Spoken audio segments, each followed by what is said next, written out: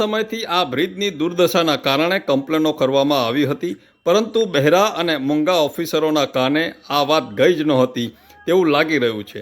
અહીં નાગરિકના જીવની કોઈ કિંમત નથી. જાડી ચામડીના ઓફિસરો જ્યારે ક્યાંક ગંભીર અકસ્માત સર્જાય છે ત્યારે હાફળા દોડી પૂરેપૂરી સંતલકને જગાડે છે, પરંતુ આગોતરા નિર્ણયોનો અભાવ જણાય છે. રાત દિવસ એસીની ઓફિસમાં બેસી રહેવા ટેવાઈ ગયેલા ઓફિસરોને સરકારનો પગાર ખાઈ કામ કરવા માટે કરપ્શનની આદત પડી ગઈ છે.